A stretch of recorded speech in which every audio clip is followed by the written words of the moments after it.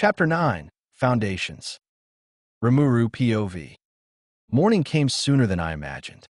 I'd been given the best hut that the goblins had to offer, but even then, it was a far cry from the comfort I had enjoyed in the ogre village. But that was to be expected, given that the goblins were nowhere near as developed. To compensate, I decided to just sleep in my hatchling form, warming the ground beneath me using fire breath in a circular motion, much like I had seen Toothless do in How to Train Your Dragon. It turned out to be highly comfortable and warm, and I reminded myself that I should do it more often in the future. And so, with that, I slept nice and warm through the night. Lord Rimuru, we have a situation. It was the Goblin Elder's son, the goblin with the red bandana, shouting from outside the tent. Though I'd already been awake, I couldn't help but groan at the disturbance. I mean, seriously, what could be happening so early in the morning that it required my personal attention? Answer. Magic Sense has detected the presence of Trainee and the other Dryads approaching with numerous lower-class monsters. Based on the numbers, it can be assumed these are the wolves you asked to be guided here. Alright, Trainee had left the previous night after the entire matter had been handled, claiming she would help her sisters guide the female wolves and pups towards the goblin village. I hadn't expected them to arrive so early in the morning, but whatever. It was probably for the best that they did arrive early, though. It would make sorting this whole thing out a lot easier. That said, I could understand why the goblins would panic at the sight of more wolves approaching their settlement in large numbers. Relax, I called out as I stretched my small draconic body. Flapping my similarly small wings a few times, I hovered out of the tent, and surely enough was greeted by the goblin with the red bandana. His eyes widened upon seeing me, and I realized that this was the first time that any of them had actually seen me in my dragon form. "Oh, Lord Rimuru," the goblin asked. I merely nodded my head in response, not even bothering to respond to the obvious question. "I see. So this must be your true form. You truly are the son of Lady Viridia." Putting aside the fact that he had actually doubted the claim of my heritage, I decided to just move forward. I could understand the doubt a bit. Even I would be hesitant to believe someone who just claimed to be the son of the guardian deity of a land. I take it this situation you were referring to earlier was the arrival of more direwolves? I asked. The goblin heir responded with a nod of his head. "All right then, tell the chief and other goblins not to worry. I'll handle this myself." "Yes, sir," the young goblin responded enthusiastically before running off to complete the assigned task. I then flew off in the direction where I could sense the male dire wolves already gathered. It seemed as though they had already pieced together what was going on. I landed in front of the unique colored dire wolf, who was now the pack leader. "Master, good morning," he greeted excitedly, tail wagging and everything.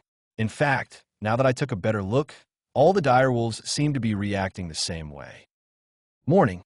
Judging by everyone's reaction, you all know who is heading this way." To this, the direwolves all nodded their heads like excited children or dogs being given treats.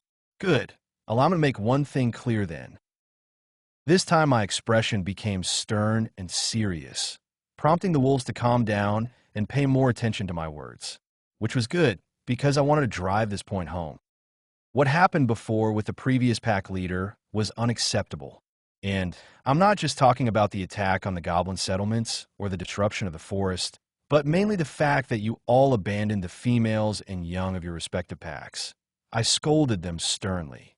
The wolves lowered their heads in regret as whines could be heard coming from some of them.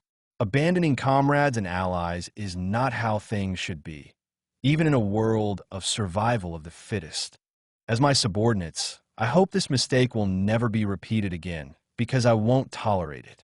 Are we clear? Yes, master. As someone who once worked in an environment where teamwork and camaraderie could save your life, I wasn't happy with the way things had turned out in the direwolf pack. Hopefully, it wasn't too late to fix things. Good. I asked the Dryads to gather the females and pups and bring them towards the village. Hopefully, they will agree to serve me too, thus allowing me to right this wrong, I said with a nod as I closed my eyes. And yet I could still see the tail wagging of the wolves start once more through magic sense. Honestly, being able to reunite the wolf packs under me would be great, but if the females refused to submit, then that would mean having to let the males go. I wasn't really going to force them, nor was I going to keep the males and females separate. So, regardless of how this went, the dire wolves would be whole by the end of the morning. I took the wolves with me out of the village to intercept the incoming dryads and female wolves. It wouldn't do to suddenly crowd the goblin village with over 400 direwolves. That reminded me of the fact that I was going to have to think about what I was going to do with all these subordinates after all was said and done. Including the goblins, they would be nearing 500. Before I could think further on it, Trainee and her sisters once more appear before me using their leaf teleportation technique that I, for some reason, could not copy with copy. Great Sage had said it was because it was an intrinsic skill tied closely to their nature as dryads that allowed them to connect with plant life within the forest, meaning it would be useless to me since I lacked that connection. Whatever, I'm sure I'll find my own teleporting skill soon enough. Lord Rimuru, we have returned. Our mission accomplished, Trias said as all three dryads went down on one knee in front of him and bowed their heads.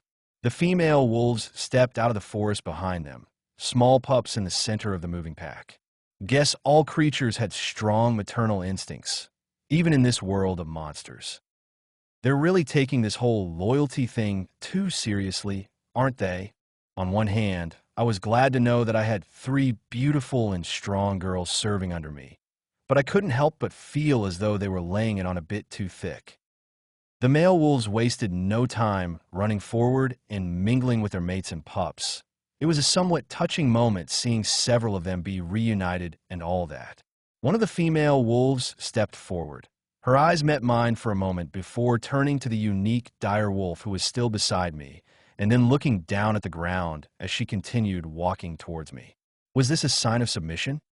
My lord, this is the dire wolf that took charge of the remaining wolves that were left behind, Trainee explained.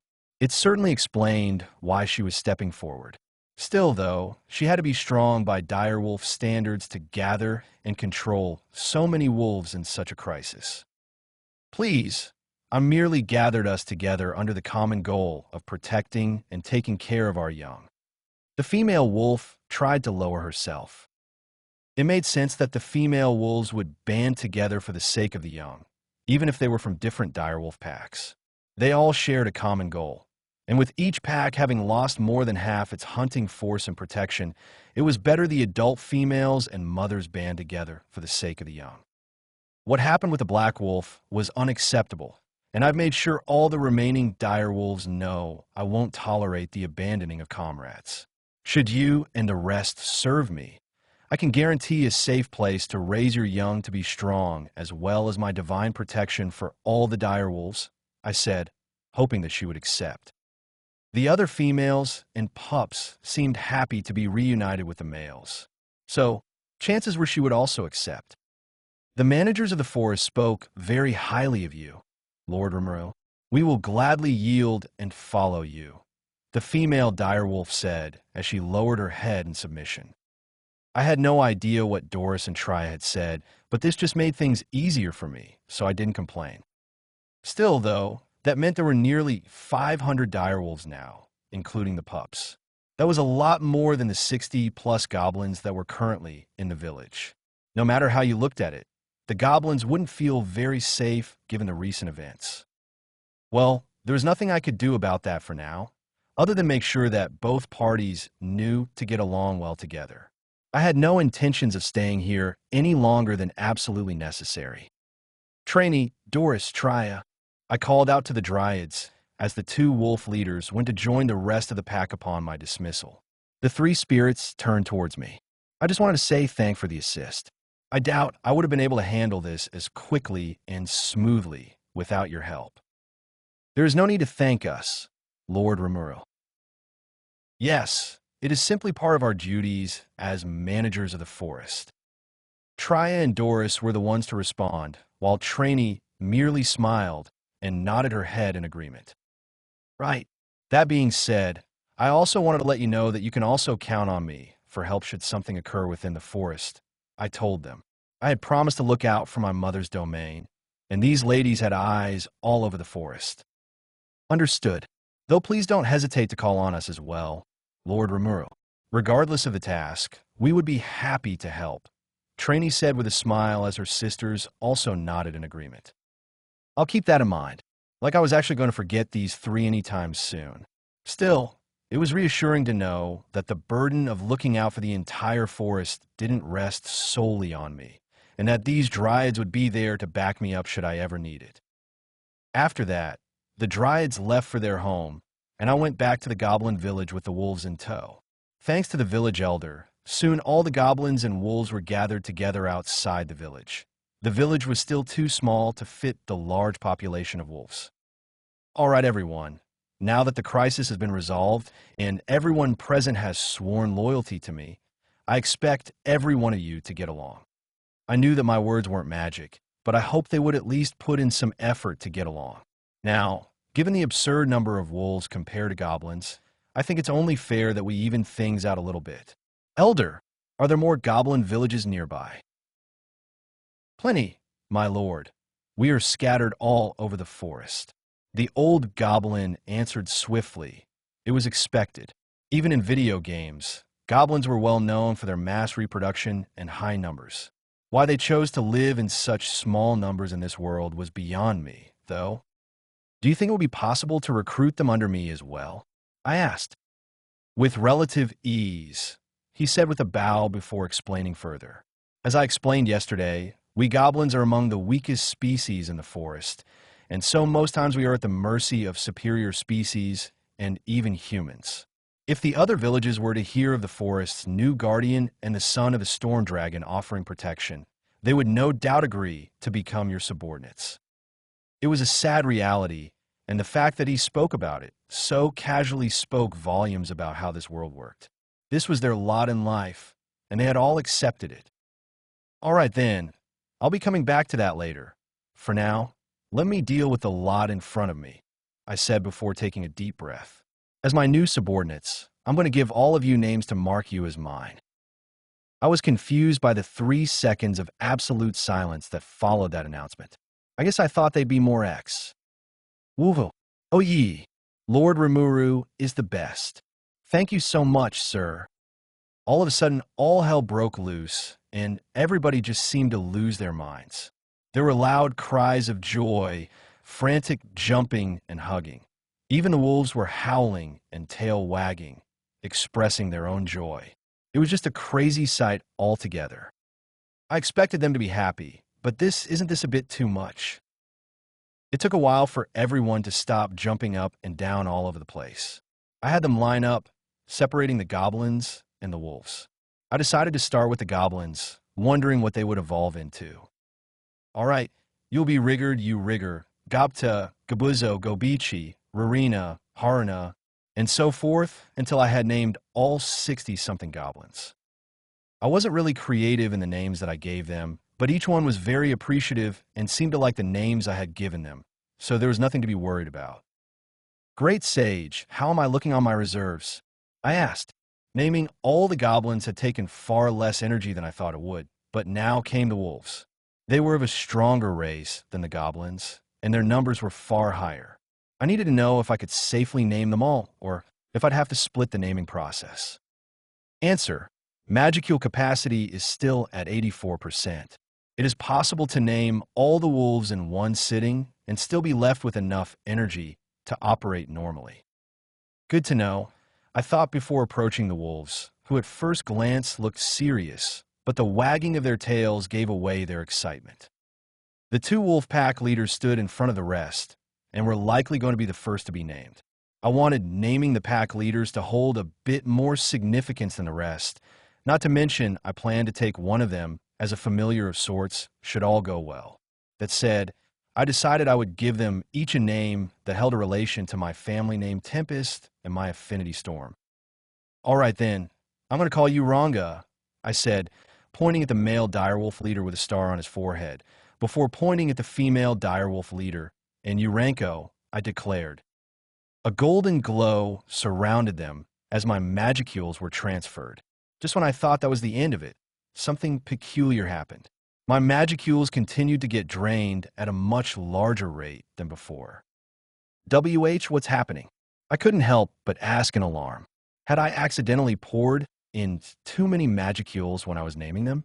No, that wasn't possible with Great Sage here to help me regulate all of my Magicules.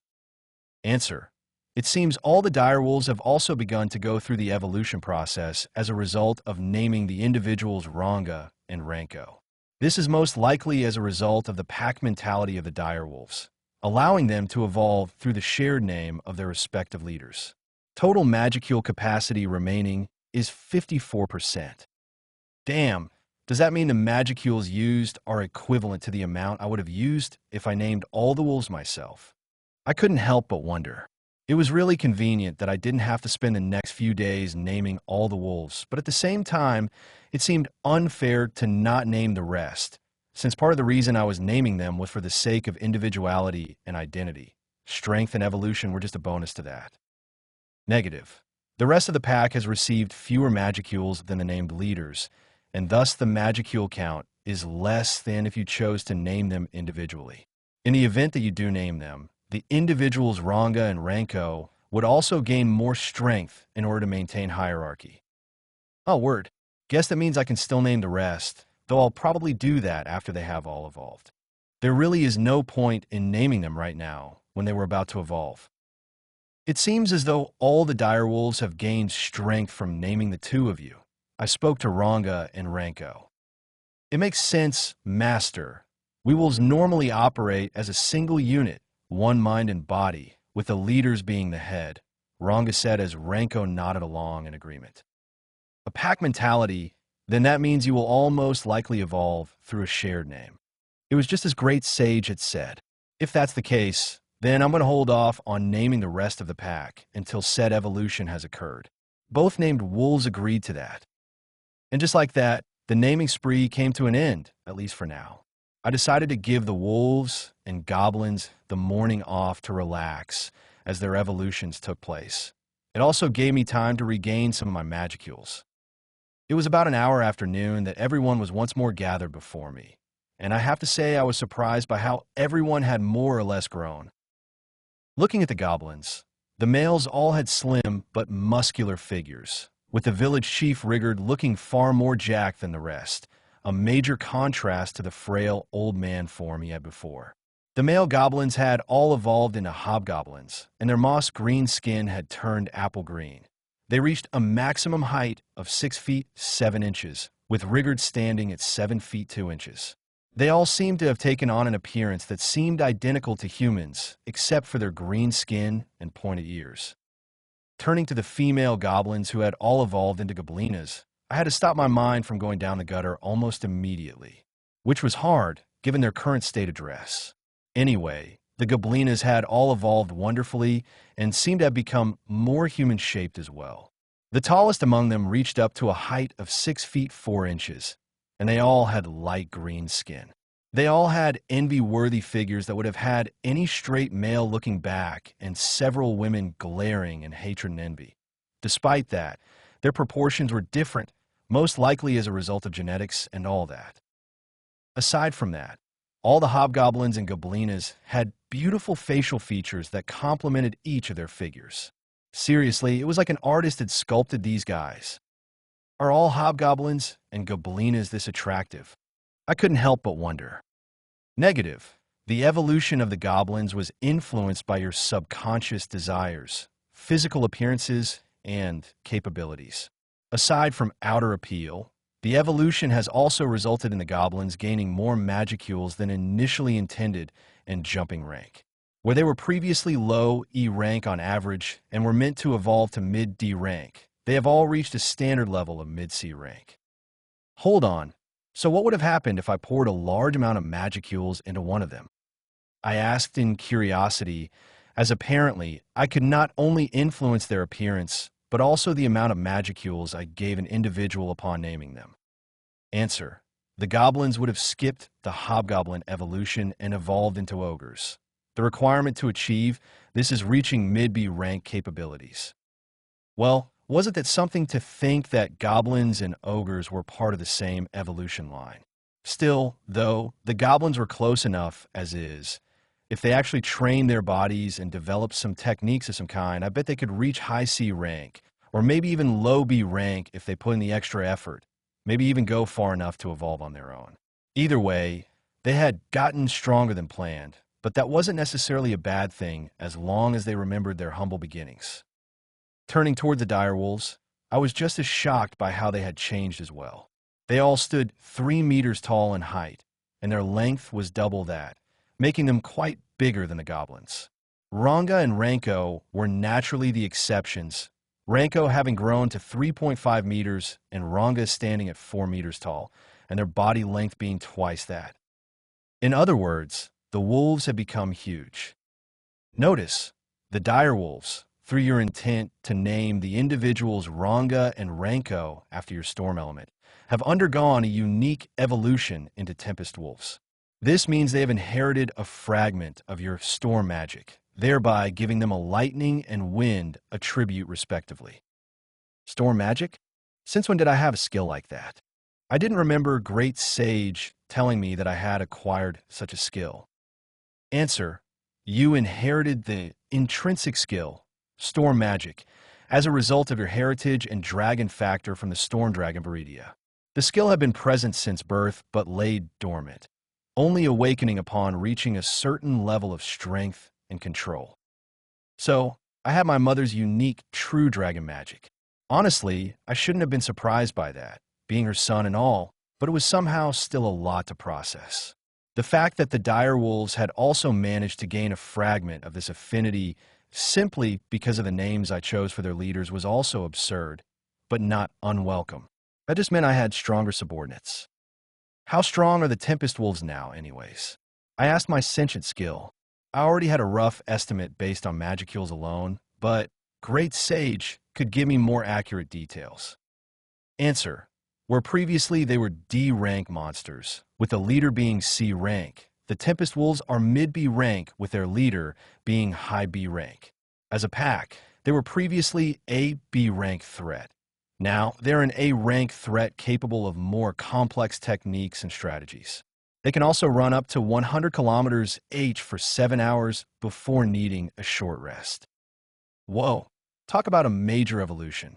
I look forward to seeing them in action one day, and that thing about running at 100 kilometers H just made me want to take one of them as a familiar even more. I'd probably take Ranga, seeing as he'd been sticking by me more since I took the wolves in. All right, everyone, listen up, I called out after inspecting everyone. Ranga laid down on his belly to my left, and Rigger stood at attention to my right. It took a minute, but soon everyone was quiet and paying attention. Saying you've all grown up would be the understatement of the century. You've all evolved more than I expected, even going as far as skipping a rank. That being said, don't let this power get to you.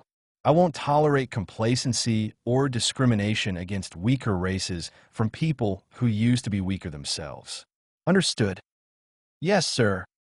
However, not even a second after they finished responding so enthusiastically, one of the goblins went on to raise their hand Gobta, if I remember well. He didn't seem to have changed much in terms of appearance, but there was no mistaking the increase in strength. Yes, Gobta, what is it? I asked, already having a feeling as to where this was going. Lord Rimuru, sir, what do you mean by complacency and discrimination? Gobta asked as he tilted his head to the side. I could immediately tell that others among the goblins and wolves also had no understanding of what I had said. I couldn't help but sigh a bit. While their recent evolutions allowed them to grow and for their minds to clear, basically, they had a higher level of intelligence than before. They still had to learn things like literacy and other stuff before they could properly apply that newfound intellect.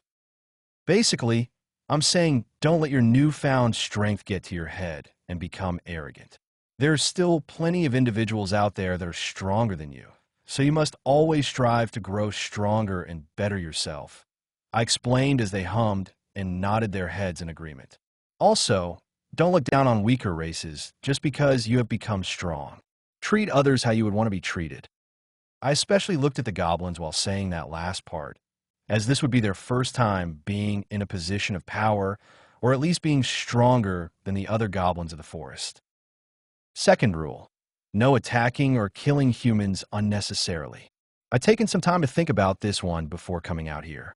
Reason being that humans tend to live in numbers that range from tens of thousands up to even millions, with armies of equivalent size. If we attack them without reason, they will just report back to their leaders and attack us with their numbers. If peaceful solutions fail, then make sure none of the attackers leave alive to report back. Understood? Yes, sir. Good. It seems as though there were no questions this time. I would have been worried if there were, because I'd been as direct as possible. Third thing, no infighting between any of you. As my subordinates, I expect all of you to work together in the best interest of everyone. Any arguments that happen should be taken to Rigurd. He'll be the head of this village and the Goblin Lord. Rigurd immediately began to bow and thank me for the honor. I didn't have the heart to tell him that I was just dumping all the responsibilities on him. That being said, I'll be taking a few measures to ensure cooperation. To ensure a balanced community, I will be tasking Rigurd and a few others to travel to the nearby goblin villages and offer them my protection. This should help even out the numbers for both goblins and wolves. Yes, sir. Please leave it to me, Rigurd said with a bow. I could feel his excitement at the prospect of completing such a task that would add to my ranks. I decided not to ponder further on that. Additionally, I will be asking some of the goblins to pair up with the wolves, forming groups of 2.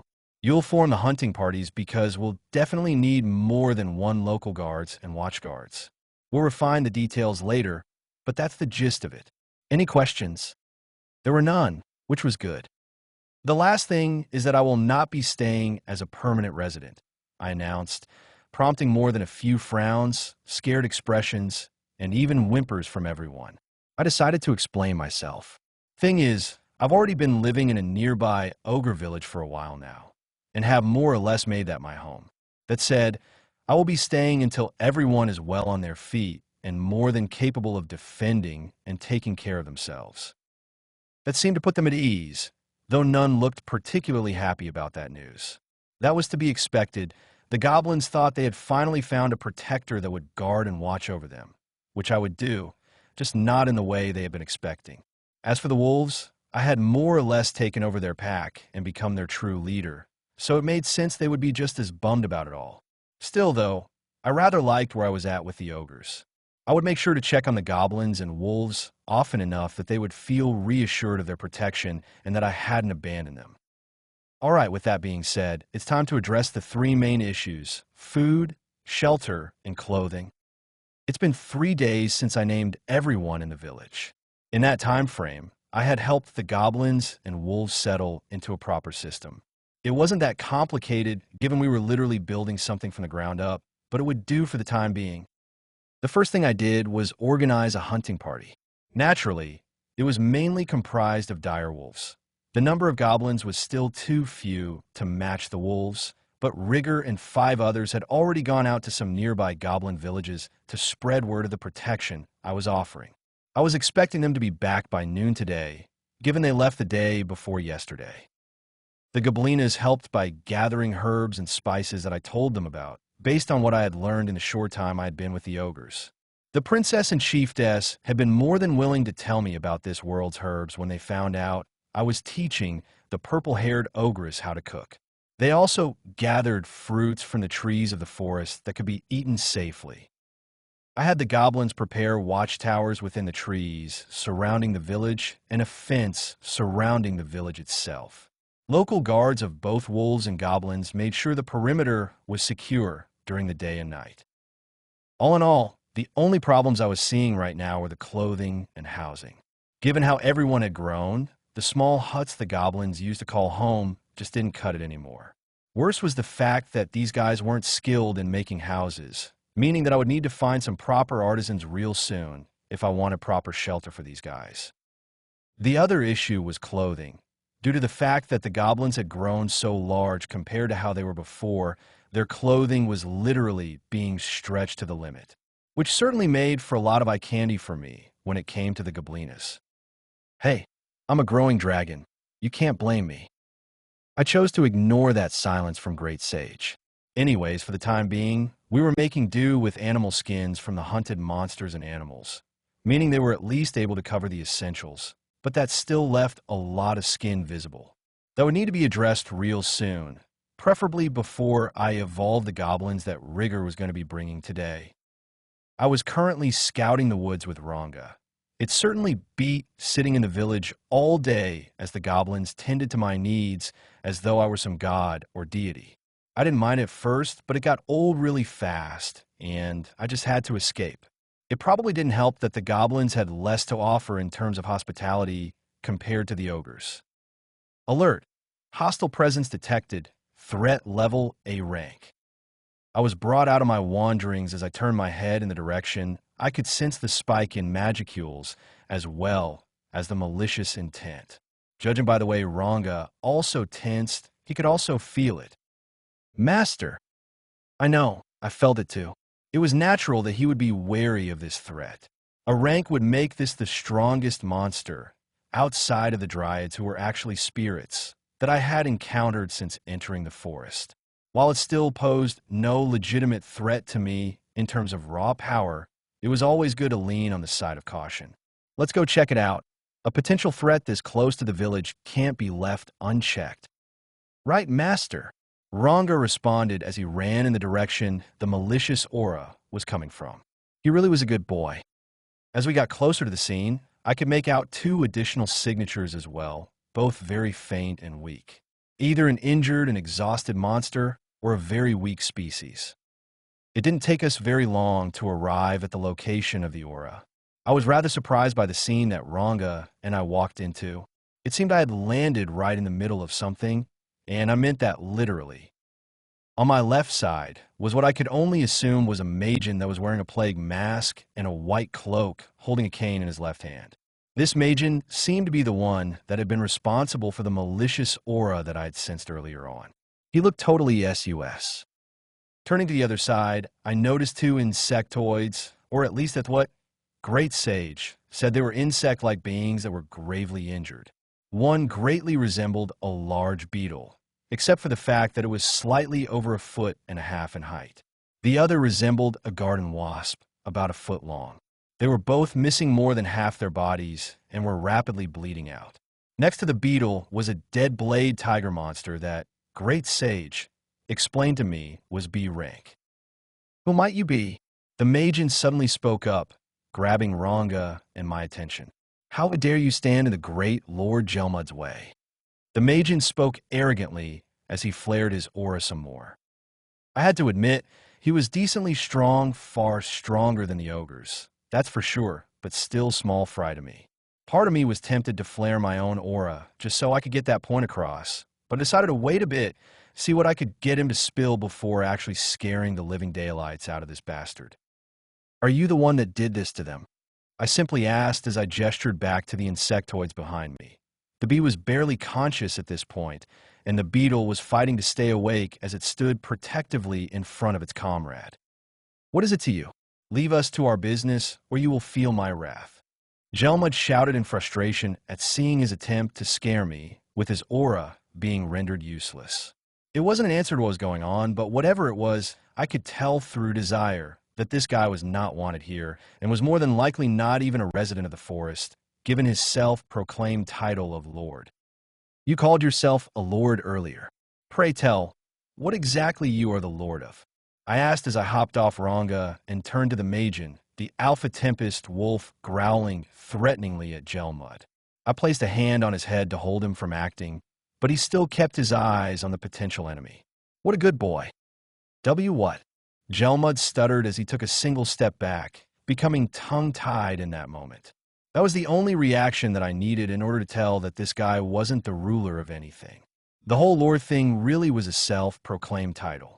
I couldn't help the shitty grin that made its way onto my face, and judging by the way he began to growl and shake in fury, he didn't like being looked down on by some bratty-looking magen aka me. I won't be insulted by some stupid child. Know your place. I am Lord Jelmud, an esteemed member of the Demon Lord's army. Okay, this guy was very stupid and incompetent. But hey, I wasn't complaining. If he was that willing to spill his guts out, then I was more than willing to listen. Still, though, the thing about being part of the Demon Lord's army, if that was true, then this guy was more trouble than I had initially assumed. Thanks to the Ogre Chief, I had some idea as to what Demon Lords were in this world. They were the highest and strongest beings, only surpassed in power by the true dragons themselves. But unlike in most video games and manga, there wasn't just one Demon Lord, but rather there were many of them. In this one, 10 of them. And that wasn't even the worst part of it all. The great forest of Jura was bordered by 4 of those Demon Lords. That was something that kept me up at night for a few days. If these Demon Lords came to investigate the disappearance of my mother and found out she was gone, there was a very big chance they would act and try to take over the forest to grow in strength and power. From my mother's words, I knew I was pretty much the strongest individual within the forest at the moment, but it's hard to take her words at face value and trust her to be unbiased. At the very least, I was stronger than Trainee, who was the strongest individual I'd met since coming into this world aside from my mother herself. Still, though, that didn't mean I was strong enough to go against a Demon Lord. If this Gelmud person was here, then it can only mean that one of them was taking action. I promised my mother that I would protect this forest or domain in her absence. Part of that promise includes protecting all those that were under her protection. But now I also had my own reasons for wanting to protect the forest. I made friends and grown close with some of the residents, and even managed to get a few subordinates. Whether or not I can beat a Demon Lord is up in the air, but until such a threat presents itself, I'll continue to do that duty. All right, I think I've heard enough. It's time for you to leave, I said as I let out a breath of air. I took a step forward as I slowly began to unleash my aura. I wasn't subtle about it this time, oh no. I released about 2/3 of my aura this time around as a burst of energy left me and blew everything away from me, uprooting the nearby trees and scaring away creatures within numerous miles of our position. Ranga swiftly leapt from beside me and landed behind me in front of the insectoids, protecting them from the brunt of my power, yet the wolf creature was barely holding his own as well. As for Gelmud, he was blown back by the sudden force of energy and actually rolled on the ground a couple of times before coming to a stop. I stopped emitting my aura, everything seeming to come to a stop and dropping to the ground. I watched as Gelmud shakily stood up. Who are you? How can this be? Nobody told me there would be any Magen this powerful in the forest. Gelmud shouted in frustration as he stomped on the ground and threw a fit like a child. All you need to know is that I'm the new guardian of this forest, and you are not welcome here. Leave before I decide to kill you. I told him flatly, and I really would too. The more this guy spoke, the more I felt like he was plotting something. I watched as Gelmud growled in frustration once more, his grip on his cane tightening so much that I thought it might break. Why you? I could literally feel the rage burning within the dude as he was contemplating whether to attack me or not. But we both knew I could kill him within a split second if I wished. So in the end, he made the wise decision to live to fight another day. You haven't heard the last of me. You'll regret interfering with his plans. Before I could even ask the dude what he was babbling on about now, the dude shot off in the sky like a freaking rocket. Within seconds, he was out of sight. Guess he's heading back to report to his master, or whatever. Things were starting to get chaotic faster than I had thought they would. I needed to get stronger. Master, are you sure it was a wise decision to let him escape? Ranga asked as he came up to me. To be honest, probably not. But there was no right answer in this specific scenario.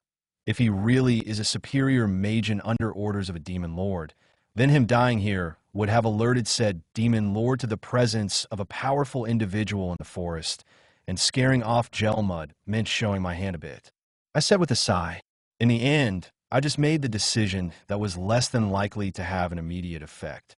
With Gelmud reporting, his superior would more than likely want to investigate before making any sudden moves, meaning I bought myself some more time. Understood. Please forgive me for doubting your actions, Ranga said as he hung his head low. I couldn't help but shake my head sideways at the wolf's antics. It was then that I remembered the 2 other creatures that were present and turned to face the insectoids, who surprisingly were still very much alive despite missing large chunks of their bodies. As I turned and walked towards them, the large beetle dragged its body forward and stood in my way, glaring at me defiantly. A stupid move on its part, given its current state and my recent display of power. But it was trying to protect its friend, and that sense of camaraderie was something that I could respect. Wait, a soft and pained feminine voice suddenly spoke up through thought communication. I traced the origin of the voice to the large bee insectoid. I was actually surprised that she was sentient enough to even speak. Please forgive me. I no longer have the strength to protect you, the beetle said, proving that it too was an intelligent being. It seemed as though it had resigned itself to its fate, knowing that it stood no chance against me, but would still rather die, trying if it granted even a second for his friend to escape. What happened to you two? I asked. Blade Tiger attacked us. Heavily wounded, Majin appeared, offered healing and names, but we didn't trust him. The beetle spoke between heavy breaths. I see. It was impressive that these two had managed to defeat a B rank monster on their own. Despite the injuries they sustained at the end of it all, it certainly showed the potential they had to grow under the right circumstances. It also seemed Gelmud had appeared shortly after the attack and tried to coerce them into joining him by offering to heal them and names to make them stronger or whatever. Fortunately, they had the intuition to tell that the guy was bad news. Strong one. The bee spoke up. I couldn't help but wonder if that was how the monsters of this world referred to every powerful individually. Protect us? Well, I guess my recent actions could be seen as me protecting them from Gelmud, not to mention the fact that Ranga had protected them from the burst of power I had unleashed earlier on. But still, even I wasn't sure that I could heal injuries as severe as these ones with a potion or magic. Answer. It is possible to heal and empower the insectoids through the use of Magisteel to rebuild their exoskeletons in blood and scale samples from you to boost their regenerative abilities and increase the effectiveness of the full potion. Really? It sounded a lot like a blood transfusion with a bunch of other stuff. I would basically be infusing these two with some of my DNA. But if that was the only way I could save these two, then there was no reason not to. I can treat your wounds, but are you willing to put your trust in me? I asked, basically asking if they were willing to become my subordinates. Yes, they both responded. With their approval, I then stepped forward and began the procedure that would save both of their lives, using some of my blood and scales to increase their regenerative abilities and Magisteel to give them stronger and more resilient exoskeletons. Once all was said and done, I decided to put the final nail in by giving the two of them names. The bee, I named Apido, and the beetle Zijin. The two of them swore their loyalty to me, and as a result, I decided to bring them back with Ranga and me to the Goblin Village. The two of them seemed to have gotten pretty strong from the healing method and naming, putting them at low A rank, so I decided to have them serve as guardians to the village, especially in my absence. This helped relieve many of the worries that the goblins had about their safety after I left. Even better was the fact that Apido had apparently awakened a unique skill as a result of her recent growth. A unique skill called Hive Queen. It basically allowed her to create and control worker bees about slightly less than half her own size. She could only create about 3 per day, but we had yet to determine how many she could control. Said bees had very weak egos and lacked any free will of their own, meaning they were very reliant on orders from their queen. The other disappointing factor was that they had no military use whatsoever, not being built for combat. But I later asked Apido if she was capable of making honey, something which she confirmed for me. We later came up with the idea of using her worker bees, or drones, as I like to call them, to collect pollen in the forest which she would use to make honey. For higher quality honey, I had to strike a deal with Trainee that would allow Apido's drones to enter the Trent's forest to collect pollen from their territory. Trainee and her sisters agreed easily enough, only asking for a portion of said honey in exchange. I'd also asked Trainee to keep an eye out for Gelmud or any other suspicious Majin or people within the forest. Things were changing a lot faster than I had expected in the forest. I had to prepare and train harder if I was going to protect my mother's domain, not to mention the bonds that I had forged within the forest. I was the guardian of this forest now. It was up to me to maintain the peace. 2 days had passed since I found Apido and Zijin out in the forest, and more or less recruited them under me. In that brief time frame, a few things had changed within the goblin village. For starters, our population had grown some. Turns out Rigger had been more successful than I thought he'd be when it came to that recruitment task I had assigned him and a small party. Returning home with a group of slightly over 150 goblins. Given the time frame, I expected less than 100. Still, that boosted our goblin population to just above 230, so I wasn't complaining. Apparently, these goblins had all come from one village, and though it had taken some explaining and convincing, they had all jumped on the wagon after Rigger explained that I was offering to name them as well as granting them protection. They all happily agreed with my terms of being under-riggered, with their chief being one of the goblin lords that reported directly to him. Naming all the goblins had been a tedious task, not because of the magicules or anything like that. I had plenty of power to spare, but rather because of how time-consuming it was and how creative I had to get. In the end, a lot of the names I gave out weren't creative, but the goblins were still appreciative nonetheless. By the end of it all, they had all grown into attractive hobgoblins and goblinas, just like the rest. I also took the time to start naming the Tempest Wolves. Naming them didn't result in any further evolutions. However, the Tempest Wolves did rise to high B rank while Ranga and Ranko rose to low A rank as the pack leaders. From what I had noticed in the short time I spent with the Tempest Wolves, both seemed to have an affinity for wind and lightning, as Great Sage had told me, but the scaling differed. The males had a higher lightning affinity, while the females had a higher wind affinity. By the time all was said and done, I was feeling confident in the village's security and was ready to set out to Dworgen with a small group. I'd be going with a small group of 5 goblins and Tempest Wolves. In that party were Rigger and Gobta. Apparently, Gobta had traded with the Dwarven Kingdom before, even if most of the time he got bullied before even getting in. All right, we're heading out. Try to keep yourselves out of too much trouble, I told the gathered crowd as I sat atop Ranga with the rest of the goblins on their respective wolves. Yes, Lord Rimuru. Have a safe journey. Come back soon.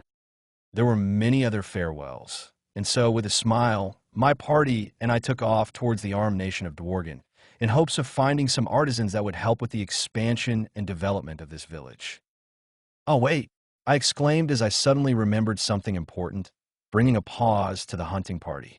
Doris, I called out. It wasn't a shout or anything, just how you would call someone a few steps ahead of you. And yet with that simple call, the wind seemed to change direction and a swirl of leaves suddenly appeared before Ranga and me, before finally the dryad revealed herself. Many of the goblins and wolves were surprised, but honestly, they shouldn't be, given the role the 3 dryads played in bringing about the current peace they had. You called for me, Lord Rimuru, Doris said as she went down on one knee. Yeah, I know that dryads aren't in the habit of appearing before others whimsically, but I need you to pass along a message for me. I told her. If she refused, that was fine too. I'd just deal with the aftermath of my absence when I got back to the ogre village. Of course, please do not trouble yourself with such minor details, she said with a smile as she shook her head sideways. Thank you. In that case, I need you to go to the ogre village I've been living in recently and explain to the chief the events that occurred here. Tell him I'm also leaving Jura to find dwarven artisans, so my return to the village may take longer than planned, I explained. They were probably worried about me after not hearing anything for 5 days. I'd also left after dropping the bomb of my heritage on them, so that was something else that would need to be addressed once I got back to the village. Leave it to me, my lord, she said with another bow before leaving just as swiftly as she appeared. The ogres would probably be surprised by the appearance of a dryad in their village, but I'm sure Doris could handle it. I had something else to look forward to right now. I wasn't really sure what I was expecting to find there, but I couldn't help but feel excited at the concept of what I would see. This would be my first time leaving Jura, after all. Seeing Dworgen would give me some insight as to how civilizations in this world operated and perhaps what to expect from some of the surrounding nations in terms of development and the like. All in all, it was bound to be an adventure. Rimuru POV. 2 days. That's how long it had taken us to travel from the Goblin village to the armed nation of Dworgen on the backs of the Tempest Wolves, which was something I considered record time given the fact that Rigger had said the trip took them 2 months on foot. I figured it would be at least a week with how fast the wolves were, but they proved me wrong by dashing across the woods as fast as a car. With them running at speeds of 100 miles per hour for 7 hours and only needing short breaks in between, we made it to our destination within 2 days. At the current moment, we stood in the outskirts of the forest leading to the path that walks right up to the large gates of the Dwarven Kingdom. We're here, Lord Rimuru. Welcome to the armed nation of Dworgen. Gobta shouted enthusiastically as he leapt in front of me and pointed towards the large gates. Huh, is the kingdom inside the mountain or something? It seemed strange that someone would do something like that. Then again, these were dwarves, well known in various video games for their craftsmanship and affinity for Earth, so I guess it was kind of fitting. Yes, dwarves are craftsmen by nature and prefer to live in areas where good mines are available, Rigger answered. The question had been rhetorical, but I appreciated the confirmation nonetheless, so I nodded my head. And here I was hoping for a lush, fantasy vibe kind of place. I muttered lowly. First trip out of Jura, and I'm spending it in the mountains, literally. Well, I was here more for the sake of the goblins than myself, so it was best to just look for those artisans and get out of here. Do they even allow monsters in Magen and Dworgen? Yes, the walls within Dworgen are neutral territory for all sentient species as long as we obey their laws and don't cause trouble. Gobta answered before a pained expression appeared on his face as if remembering a bad experience. Though the problem usually starts outside the walls for goblins like us. We're usually easy pickings for adventurers while waiting in the lines for entry. Right, then Rigger and I will be the ones to enter the city and get what we need. The rest of you will wait out here until we return. If you encounter any trouble, retreat into the depths of the forest. Do not engage in any conflicts, I ordered sternly. It would end badly for them if a large army of soldiers attacked them at once. Yes, sir. All right, next problem is decent clothing. As I looked at Rigger, who still only had animal skin covering waist to thigh with the rest of his body being exposed. Walking in, as you're now, will more than likely get you attacked, as they will assume you are feral and unintelligent. Great sage. Think you can help out a bit in that regard. I should have some materials left over from various creatures that can be put together to make some decent clothing. Affirmative. Taking the individual Rigger's measurements. Analysis complete. Crafting clothing from available materials. Complete. Request has been completed. Awesome, thanks. I brought said clothing out of my stomach and passed them on to Rigger, who was more than grateful, swearing that he would take good care of them and all that. Honestly, I felt he was exaggerating a little, but the way the other goblins seemed to get jealous showed me that I'd have to be very careful how I handed out things between subordinates, as the others may take that as a sign of favoritism, even if that wasn't the intention. About 2 minutes later, Rigger returned fully dressed, wearing a brown shirt that had black fur along the edges and leather pants and shoes. It wasn't the most fashionable or solid attire, but it would work well for the time being. Looking good, Rigger. We should have no problem entering the city now, I said with a nod. The goblin blushed faintly, as the other goblins also praised the attire. You're too kind, my lord. I swear I'll cherish this as the first gift you granted me, he said as he bowed at a full 90-degree angle. Yeah, sure. Anyways, we should get going. The rest of you, keep a lookout and avoid trouble at all costs. I warned them one more time, to which they all nodded their heads excessively. We had no problems getting in from the front gate after a few hours. Ogre Chief's POV. It's been nearly a week since Sir. No, Lord Rimuru had left the village to resolve the goblin crisis, and yet there's been no word or sight of him since. Naturally, I was concerned, but I also knew there was no need, for I knew he was a powerful individual capable of matching almost any creature in this forest. And if he truly was the child of our guardian, then he was even stronger than what he had displayed. Our scouts had confirmed that the direwolves had stopped their advance within the forest, and that the females and pups seemed to have joined up with their male counterparts. This had to mean that Lord Rimuru had been successful, right? If so, then what was keeping him? Perhaps other matters had arisen within the forest. Regardless, it wasn't my place to question what he was doing. He had said he would return, and all we could do was wait until he did and try to continue living our lives as we always did. Though I doubt things would be quite the same when he got back. Word of his heritage had spread throughout the village before I could even make the official announcement. So much for trusting my council to keep their lips sealed, forcing me to make the announcement a lot sooner than intended just to prevent any unsavory rumors. The clan took it well, much to my relief, some being a little nervous at the fact that they treated him too casually, but I assured them that if Lord Rimuru had a problem with that, he would have let them know. The only other issue that had changed was my son. Word of his actions and words towards our guest had also spread throughout the village, putting him in a rather unfavorable position, even though nobody would outright display it due to him being my son. It would seem he had lost the trust of some of the villagers. Not that I could blame them. He brought this upon himself.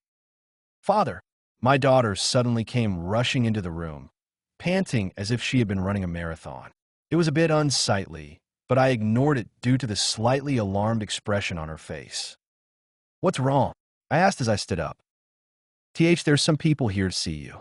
"They're dryads," she shouted, shocking me as I walked up to her faster. "What did you say?" I asked as I placed my hands on her shoulders. I didn't want to alarm her, but I needed to confirm her words. "They are 3 dryads outside asking to speak with you, Father," my daughter responded. Dryads hadn't been seen in the forest for over 100 years, and now they were suddenly appearing here. Why? No. Wait, there was only one possible answer.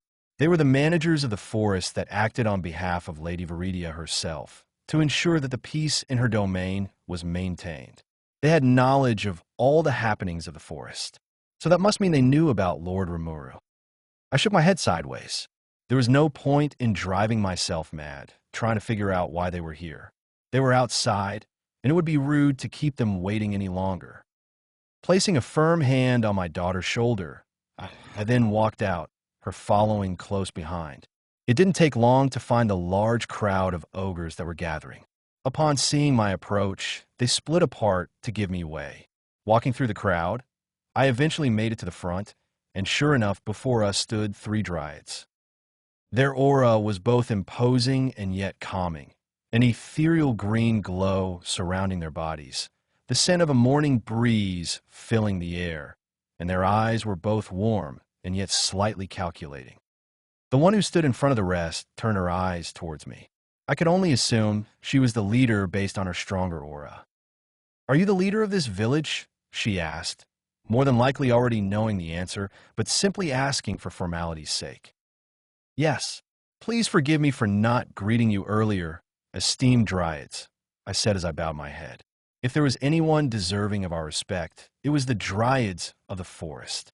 Aside from Lady Viridia herself, they too played a major role in ensuring the forest was well protected, and their strength was well above our own. Do not worry yourself with such small things. If anything, we should be the ones apologizing for visiting unannounced. The dryad responded as she shook her head sideways. "My name is Trainee, and these are my sisters, Trya and Doris. We've come bearing a message from the young lord of the forest, Rimuru Tempest." That announcement spurred a lot of talk from my people, but more than anything, it confirmed that Rimuru truly is the son of the Storm Dragon. "So Sir Rimuru truly is the heir of Lady Viridia," one of the ogres murmured in awe. "Indeed he is. We can personally confirm this, as we dryads had prior knowledge of his existence before he hatched from his egg," Doris spoke up. "You see, Lord Rimuru's egg was one that was conceived a long time ago, before we dryads came into the forest of Jura," Trya explained, shocking us as to how long Lord Rimuru's egg had been within the forest. "If you want more details, you will have to ask Lord Rimuru himself. But he is the son of Lady Viridia, and we have been watching him since he left the sealed cave after the passing of Lady Viridia," Trainee went on to explain. That was another thing confirmed. The storm dragon truly had passed, and in her place stood her heir. We were extremely fortunate to have come across Lord Rimuru shortly after his awakening, and even more fortunate to have gained his favor. The Dryads acknowledging him as the Lord of the Forest meant they had most likely already met and given loyalty to him. Things were changing in Jura, and Rimuru would be at the center of it all. I see. So you're aware that he's been a guest of our village for a while now. We only recently learned of his heritage before he left. I told the Dryads. Yes, we are aware, and are in fact also grateful for the fact that you welcomed him, Trainee said, much to my confusion. As you already know, prior to meeting you ogres, Lord Rimuru had yet to encounter any other intelligent life within the forest, and before that, his only interaction was with Lady Viridia, who passed away shortly after naming him. Coming across your village helped rid him of his solitude, and you even took it a step further by helping him develop as a warrior. While I have no doubt he would have developed well enough on his own, through your village he has grown more than we anticipated. I couldn't help but feel my pride swell at the genuine praise coming from the Dryads, not to mention the fact that we had influenced Rimuru so strongly. I had been watching his growth under the Elder since they first started training, and even I had to admit that I was shocked by how fast he learned our Haze Sword style. At this point, the only one who was above him in terms of skill was the Elder himself, but that gap was being closed every time they spared or had a lesson. It would only be a matter of time before he surpassed the Elder as well at this rate. You honor us with your generous praise, I said as I bowed my head, prompting the rest of my people to do the same. Now, then, on to the matter at hand. Lord Rimuru asked us to deliver a message stating that his return to the village may be delayed by another week or two at the most due to unforeseen results regarding the goblin and wolf crisis. Trainee stated, shocking many of us. I see. I couldn't help but mutter. It was clear to see that many were not pleased, myself included. But I had to remind myself that Lord Rimuru had responsibilities to the forest and thus couldn't always be here. If I may ask, what is it that happened? I asked. With that question, the Dryads went on to explain everything that had occurred from the moment they met Rimuru. They told us about the goblin village he and Trainee came across, and how the goblins swore allegiance to him in exchange for his protection. I was surprised to hear that he accepted, given their small numbers and the fact that goblins were such a weak race that most wouldn't even bother with them. Trainee told us of how she and Rimuru subdued the wolves by killing their alpha, making him the only fatality in the entire pack before the rest of the wolves submitted to him and also swore allegiance. The other two Dryads had been assigned the task of finding and bringing in the female and young wolves, which they did successfully by the next morning. To my surprise, Rimuru went on to name all of the wolves and goblins over a period of time. Wait, he named all of them? I asked in shock, which was reflected by pretty much everyone. We all knew the dangers of naming monsters without giving yourself ample time to rest and recover. One could potentially lose their strength or even their life. And now the Dryads were telling us that Rimuru had named nearly 600 creatures within the span of a few days. Regardless of how strong he was and how weak the goblins and wolves were, their mere numbers made it such that the risk would be too much even for him. Indeed, Trainee said as she and the others giggled at our reactions. While it cost him a great deal of magicules, he seems to be capable of rapidly recovering those magicules. Perhaps it is the effect of a skill. Regardless, he named them with no risk to himself.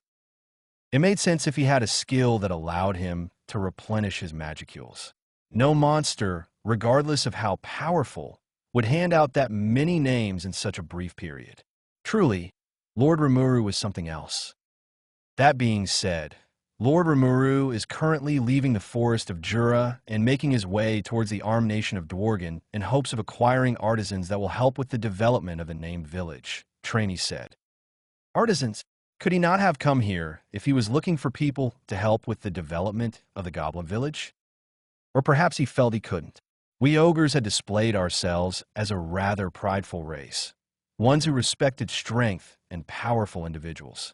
Lord Rimuru may have assumed we would take offense to being asked to lend a hand in the construction of a weaker race's dwelling. Not to mention we had our own to look out for. I see.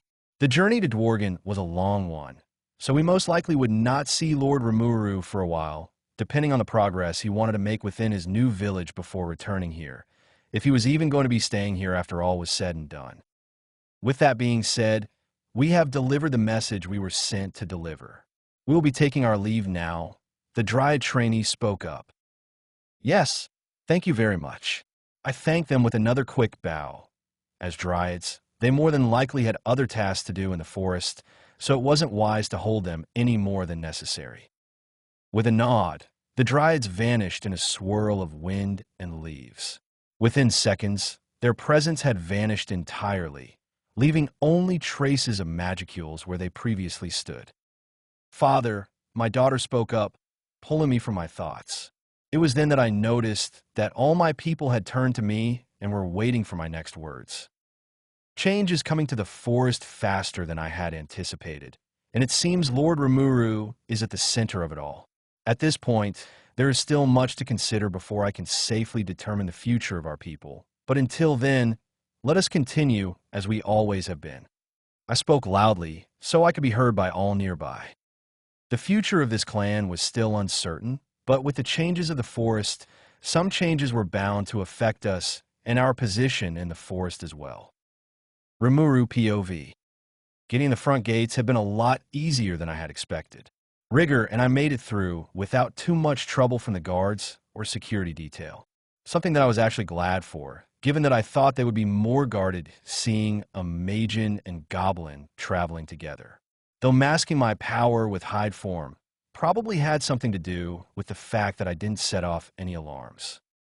I was actually kind of nervous for a while there, but the process turned out to be a lot easier than I thought. I muttered with a sigh as we walked into the city. It was as you said, Lord Rimuru. Our former appearances and state of dress made the humans wary of us when we came to trade, but this time they didn't even look twice before granting us access. Rigger said in amazement and joy. These guys must have been harassed a lot when coming to trade here. Anyways, let's take a look around. It shouldn't take us too long to find a blacksmith or two. Or if we want to be quick about it, we could just ask around, I said with a shrug. It was still morning, so we had ample time. We took the time to look around the city, wanting to see the various buildings, products, and even the various species living in Dworgen. I doubted I was going to get another chance like this for a while, so I soaked it all up while I could. By the time noon came to pass, we decided to ask around for the best blacksmith in town. The people were forthcoming and all directed us to one place, making it clear that this specific individual was renowned for his talents, just the kind of guy I was looking for. And so, I'm afraid I can't be of help to you lads. The dwarven smith, Kaijin, was his name.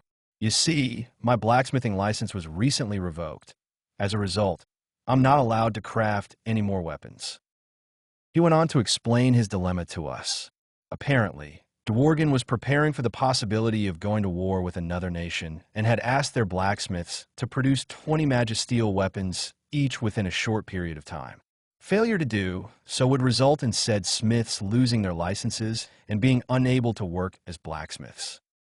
Due to a lack of necessary resources, Magisteel, or Kaijin, sent 3 fellow dwarf brothers he had close ties with into the mines to collect these resources.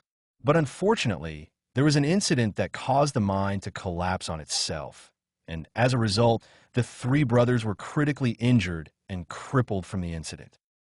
In the end, Kaijin failed to meet the required target, and his smithing license was revoked. Nowadays, he sold weapons and armor made by other blacksmiths who wanted to use his former fame to market their products. Most of the money went into getting the 3 brothers the treatment they needed and taking care of their mother, too. I see.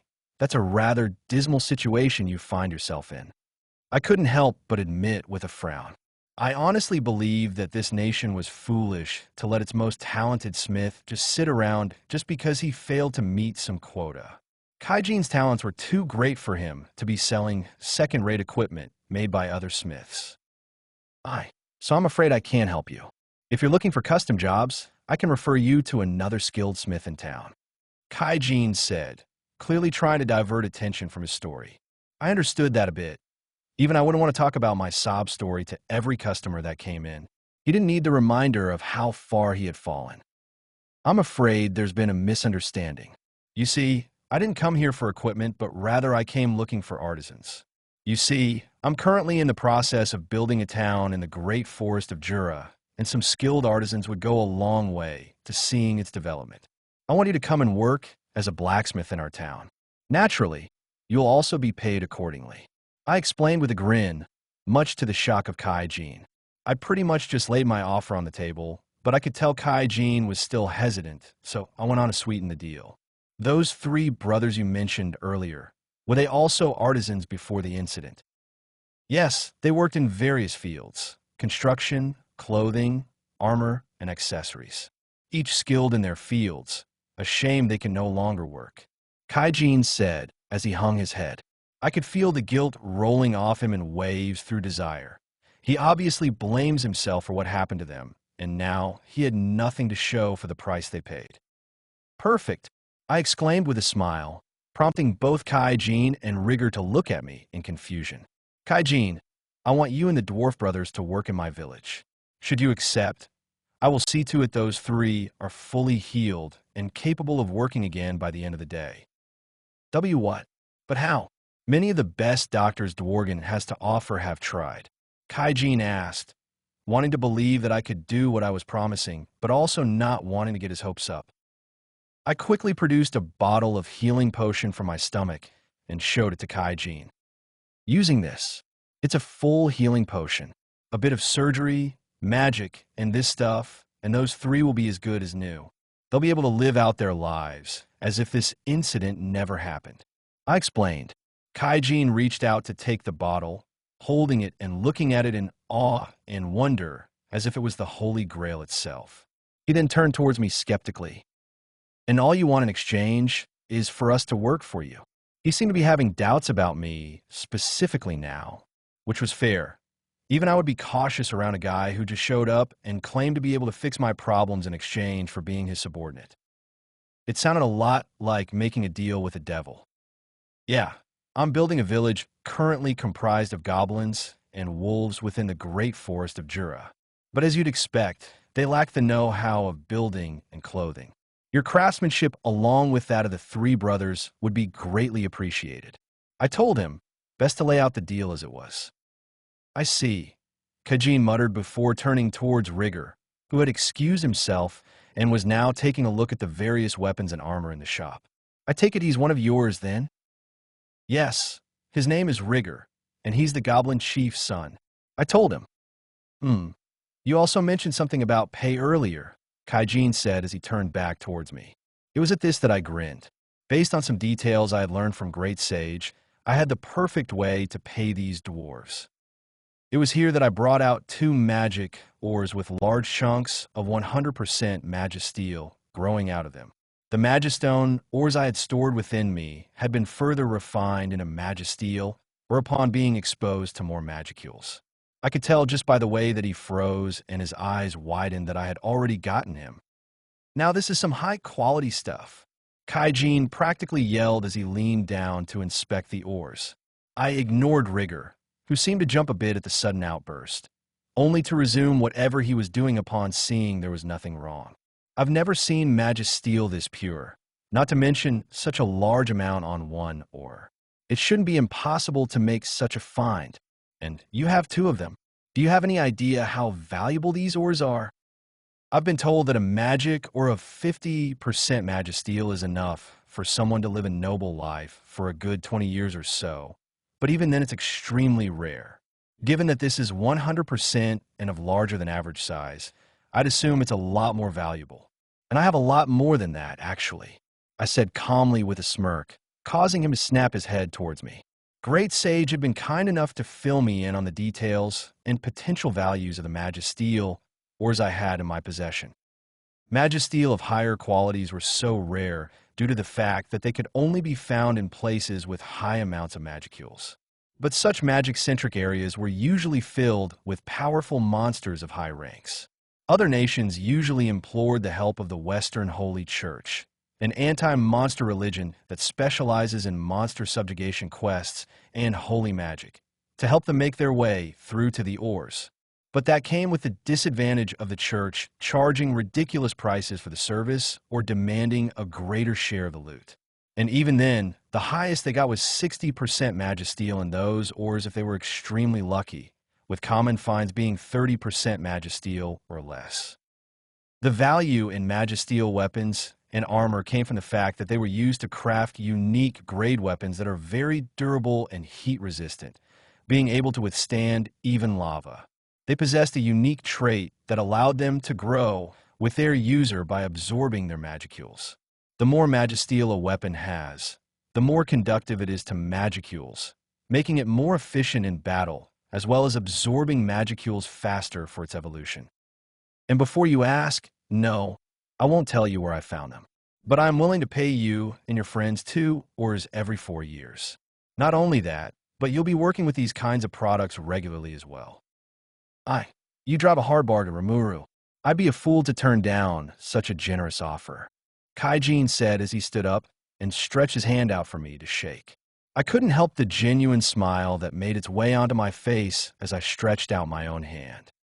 It's only so generous because I pay for high-quality work, Kaijin. I'm looking forward to working with you, Kaijin, I said with a toothy grin as we had a firm handshake to solidify our agreement.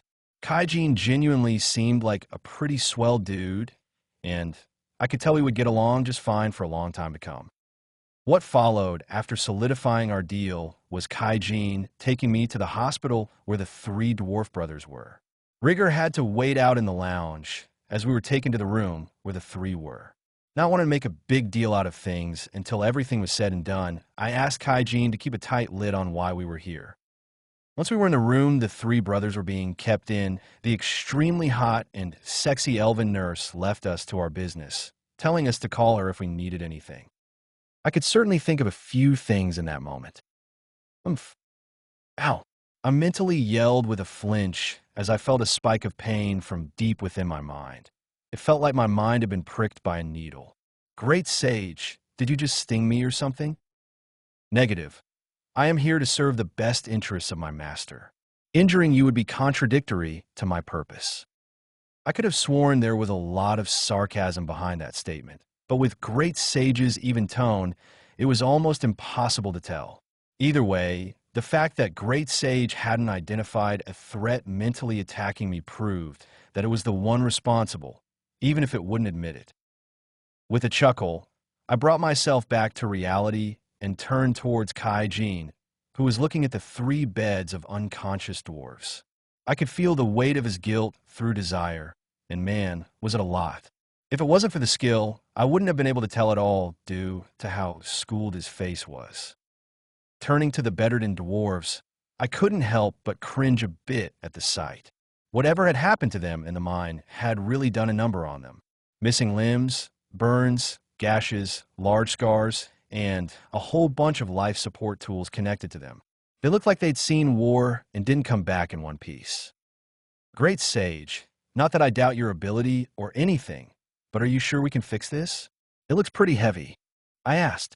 These weren't simple wounds like the ones one got in a fight. These had scarred over time. Affirmative. Though the damage is more extensive than we initially assumed, it is still within my ability to operate. All right, in the house. It was a relief to know I could count on it. Otherwise, I don't know how I would have been able to face Kaijin and tell him I couldn't deliver. I prided myself in being a man of my word, and I promised Kaijin these 3 would be healed, and I have every intention of sticking by that word. All right, Kaijin, I'll go ahead and start now. This may get a bit bloody and disturbing, so I didn't know if he'd be able to stomach watching someone more or less get dissected, but he merely shook his head sideways. No, I'll stay. It's the least I can do after they got hurt trying to get me that, or... Kaijin said as he took a seat in a nearby chair. I merely nodded my head. I wasn't going to tell the guy what he could and couldn't do, especially when it concerned his friends. I turned back toward the patients, putting on the necessary gear that we had acquired on the way and stored in my stomach. All right, Great Sage, do your thing. Understood, switching over to autopilot mode. I felt my consciousness get pulled into the depths of my mind as Great Sage took the reins in controlling my body. It was a strange experience, watching and feeling my body move despite not being in control. I wondered if this was what it felt like to be Great Sage. And so the operations began. It was a slow and fragile process that took a total of 3 hours, a lot longer than I had expected, given the efficiency of the full healing potion. But Great Sage explained that they had to remove all the damaged tissue and flesh in order to maximize the effect of the healing potion. And removing all that at once could kill the patient if they weren't careful, meaning we had to deal with one injury at a time until we were done with the whole thing. I spent most of that time browsing through my skills and checking on the progress of the scanning of unlimited imprisonment, which is probably what Great Sage spent most of its free time doing as well, try to find the best way to optimize my skills. I couldn't help but wonder if there was a way for me to communicate with my mother. It must get pretty lonely within the empty space of stomach. Then again, she had survived 300 years within the sealed cave. Another 100 or so before being finally freed should be nothing to her, I hope. For now, all I could do was protect the land she had entrusted to me and maybe make it better than it was when she got sealed. I wanted her to be proud of my accomplishments by the time I gained the data and power necessary to free her. I had been reborn into this world from my old one, and as the child of one of the most powerful beings, no less. And while the concept of seeking my mother's approval may seem childish given my adult mind, I knew it also had something to do with my nature as a dragon. In the numerous games and manga I had access to in my previous life, dragons were always portrayed as prideful, greedy, and powerful creatures by nature. And I couldn't help but wonder if my draconic nature would affect me in any way, or maybe it already had and I just hadn't realized it. Either way, I was determined to do my heritage proud as the son of the Storm Dragon, though I probably wouldn't go around razing villages as she did.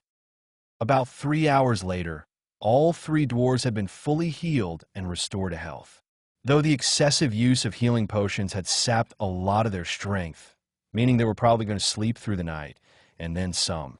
According to Great Sage, they were most likely to wake up around noon tomorrow, so that gave us plenty of time. Rimuru, I can't thank you enough for what you've done, Kaijin said as he immediately bowed at a 90-degree angle. I honestly believed they wouldn't ever be able to walk again, but now. He stood straight, and I could see the tears gathering in the corners of his eyes from gratitude. Don't worry about it. I'm a man of my word, and I'm glad I could help. The potions heal them, but also tax the body. They'll probably come around after some proper rest. They'll probably wake around noon tomorrow, I explained, to which Kaijin nodded his head in understanding while wiping the tears from his eyes. With that being said, I should probably get looking for an inn or something for Rigger and I, since we'll probably be here for another day or two. Under normal circumstances, I would offer to host you, but my home is in a less than ideal state, Kaijin explained as he rubbed the back of his head in embarrassment. I didn't think much about it. Any man in a situation would have spiraled into despair and depression. The guy had lost his job and license to craft, something he was passionate about, and an art he spent his whole life honing. He had basically lost 3 of his friends to a request he made, and now he had been selling third-rate gear made by other dwarves of lesser skill. Even I would be depressed if I was in his shoes. So, his house being disorganized was no surprise given his situation. While I can't host you, I can at the very least do this much, Kaijin said as he pulled out a bag of coins and held them out for me to take. I was actually kind of shocked. I figured you wouldn't have any money on you given everything you've told me. Am I right? Well, you're not wrong, but... Then take it, about 3 dozen silver coins. It should be enough for your stay, and still have plenty left over to grab 2 or 3 meals. Kaijin said with a grin as he pushed the bag into my arms. Don't worry about me. I've still got plenty saved up for my glory days. Not that I'll be needing it after tomorrow, Kaijin said with a boisterous laugh. Hearing that put me at ease about taking the money. Okay then, thanks Kaijin, I said as I nodded my head appreciatively. To be honest, I hadn't really considered the fact that we didn't have any money. I guess I may have traded a few pieces of the Magisteel I have for some coin, but Kaijin had just saved me the trip. The gesture in itself meant a lot more, as it proved to me that he could be a trusted ally. No worries, but I have a question, Kaijin stated as he turned back towards the three unconscious dwarf brothers before turning back towards me. What should I tell the nurses or doctors who come in and ask about them? Just tell them it was me, though refrain from mentioning our deal. I'm just a mage and acquaintance you once sold weapons to who used magic to heal your friends. Don't mention my possession of Magisteel or full potions. There was no point in trying to hide that I had healed the two brothers, but hiding my potions and ores was a wise move, as those were more likely to land me in bigger trouble from greedy folks and stuff like that. That's probably for the best, Kaijin said as he nodded his head in agreement. Good to see that he saw the logic in my words. I'll come by your shop tomorrow around sunset. Should be enough time for them to not only wake, but for you guys to catch up and fill them in on everything, I said. Obviously, I was going to talk to them a bit myself regarding how they felt about things. I wasn't one for forced labor, so if they weren't up for it, then that's that. It would be a shame, but at least I would have gotten Kaijin. His talents as a blacksmith alone would more than make up the difference. And so, with that, my meeting with Kaijin was concluded for the time being, but I left that hospital feeling confident in my alliance with the blacksmith and very hopeful that the other dwarf artisans would also come back to Jura with us. Time flew fast, and before I knew it, it was already sunset the following day. Rigger and I had stayed the night in a decent inn room, the young goblin heir fretting over the fact that he would be sharing a room with me and offering to sleep outside or something since that would be taboo. It took me a whole 30 minutes just to convince him to get in, and another 20 just so he would use the other bed in the room rather than sleeping on the floor. Like, I get the whole loyalty and subservient thing, but that was a step too far even for me. Still, we slept well, had breakfast in the morning, and went around town for most of the day. I spent quite a bit getting souvenirs for some of the ogres. I was probably worrying them by staying away too long. The Dryads should have delivered my message by now and most likely answered any questions they had. Though there were two ogres in particular I could see fretting about my absence more than the rest. The childish purple-haired ogress and the ogre princess. I'd grown closer to them than most of the other ogres in my time there, so the least I could do was bring a gift, a peace offering of sorts to save my hide, if need be. Aside from that, I bought some other stuff for some of the ogres like the rest of the royal family. Annoying redhead included. I soon found the money Kaijin had given me finished, so I went with my initial plan and sold a decent-sized Magisteel fragment at a blacksmith shop, earning me about a bunch of gold coins. With this, I was free to splurge, and I'd still be left with plenty of change after I was done. Next on the list was getting essentials for the Goblin Village. While we would be having artisans and stuff to help with the production of clothes, I was expecting a major population boom by the time we got back due to the goblin parties I'd ordered to go and recruit other goblin villages, meaning it was best to buy some clothes and other basic necessities. I went over the things with rigor, and we ended up getting basic clothing. It should at least work to properly cover everyone and the possible new additions, at least until we started making our own clothes. We also got seeds for the goblins to plant and grow their own food outside of me and fruits, but we also got word that some of the plants wouldn't do well in high magicule areas, and that they might mutate. I had a basic idea of which plants worked and which ones didn't thanks to the ones I saw in the ogre village. But regardless, I took all types of seeds I found in the shop. Some plant mutations, while inedible and even poisonous to humans, were tasty and edible for monsters. So, it would just have to be trial and error until we figured out what worked and what didn't. We got a few other things, too, before time seemed to catch up with us, and we finally headed for Kaijin's workshop. Ah, Rimuru, I've been expecting you for a while now, Kaijin said jovially as he opened the door wide, his mood much brighter than it had been, meaning that everything had turned out well. Come on in, you too, he said as he cleared the way for Rigger and me. With thankful nods, we made our way into the shop, and I immediately took note of the three dwarf brothers approaching the entrance. They looked as good as new.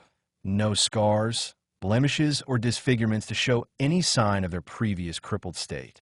I wouldn't even know they had gone through such a horrific incident if I hadn't seen them at the hospital just the other day. Hey, you must be Rimuru. The eldest of the brothers, Garm, if I remembered correctly, greeted warmly as they approached us. Kaijine's told us a bit about you, and it seems we have you to thank for healing us. Yeah, you really saved our bacons. Dord, the middle brother, added in gratitude. The last of the three brothers, MYRD, yet surprisingly the tallest, merely nodded his head and hummed in agreement. If it weren't for desire, I doubt I would have been able to tell just how grateful he was. It seemed that he wasn't the talkative type. Oh well, that's fine with me. Don't worry too much about it. Kaijin and I had a deal, and I'm a man of my word, I said as I tried to downplay their praise. Great Sage was the one who had done all the work anyways. I doubt I would have been able to do it on my own. He. Hey, why are you getting all smug? I was not. It was probably just your imagination. Right. I didn't know Great Sage could be sarcastic and sassy too.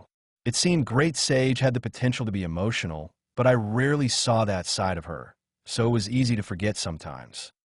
I told him about our deal, Rimuru, Kaijin said as he walked up to the group.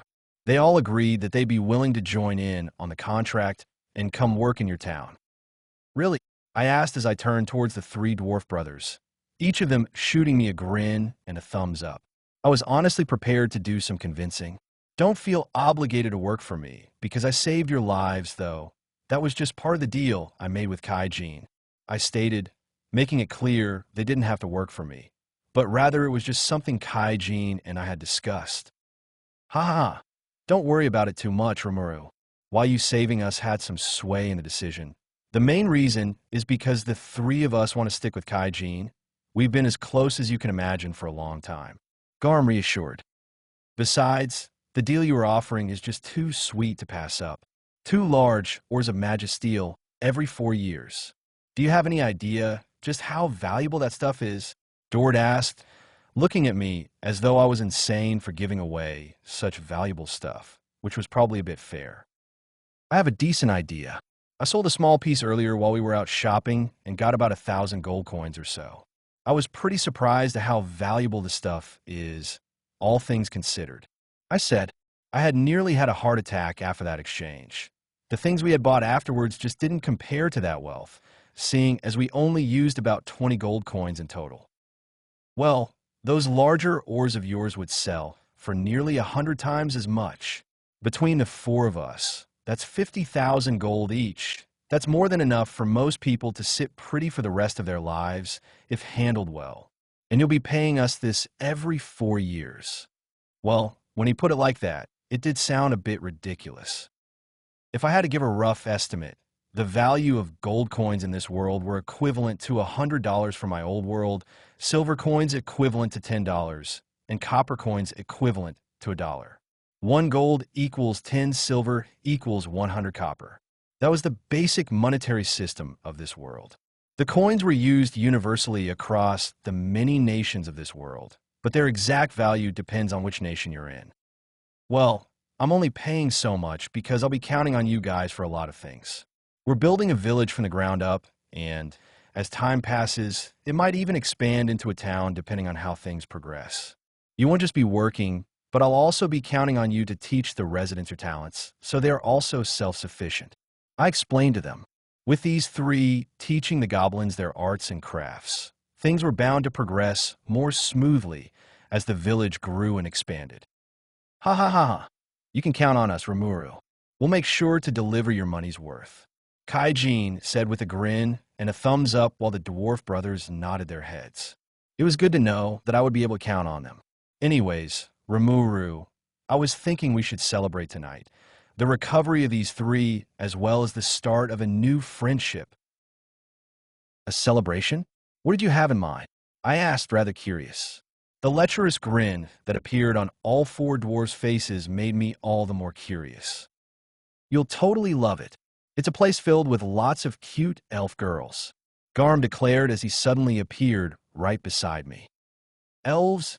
My interest was suddenly piqued. Yeah, it's a bar called Butterflies of the Night, and it's loaded with lots of beautiful women. They'll wait on you hand and foot all night long. Dord explained with excitement, and YRD appearing beside him also nodding his head frantically in agreement. Come on, Rimuru, you've got to come. Think of it as a last hurrah before we leave this kingdom. Kaijin said before a wicked grin suddenly made its way onto his face. Besides, don't think I didn't see the way you were checking out that cute elf nurse from the hospital. Caught red-handed. I felt some heat rising to my face from being called out like that. I had to admit the idea was extremely enticing. From the moment they mentioned elf girls, I knew I was going to go to this bar with them. No way I was going to miss out on such a unique experience. Which is how I found myself standing outside the elf bar with the four dwarves and Rigger. I had to admit, there was a certain excitement that came with the thought of actually seeing and being served by pretty elf ladies, though I had to quickly calm my pubescent hormones before they manifested. Hold on. Kaijin, I called out as I turned to the blacksmith. Would a place like this even accept someone like me here? I mean, I basically look like an adolescent human child. I pointed out, it was something that I hadn't really thought about before now. Strangely enough, my age hadn't been an issue the whole time I had been in Dworgen. Nobody had questioned me about it, and the more I thought about it, the more I realized nobody had treated me like a child, either. It was almost bizarre. There's no need to worry about that, Rimuru. The aura and presence you give off makes it clear that you're not human, and magents come in all shapes and sizes. You wouldn't be the first young-looking lad to visit this place, and I doubt you'll be the last. Kaijin said with a pat on my back. This guy was being way too casual with me. Then again, I didn't mind it too much. Thus far, everyone within the Great Forest had treated me as either a powerful entity or their lord and master. Having a casual, friendly relationship with someone was actually quite refreshing. If you say so, I said with a shrug of my shoulders. If there wasn't a problem, then there was no problem. It was then a brilliant and perverted idea came to mind, one that would allow me to get physically closer to the elf girls of this establishment. Hey guys, I should probably tell you that this body you're seeing is just one of two forms that I have, I said, bringing the attention of the four dwarves to me. Lord Rimuru, Rigger suddenly called out in alarm. It's fine, Rigger, I said with a nod, calming the panicking goblin. This prompted the dwarves to tilt their heads in confusion. The truth is, I promptly shifted from my human form into my dragon hatchling form, flapping my wings to keep myself in midair. I'm an elemental dragon, I declared proudly with my head held high. What?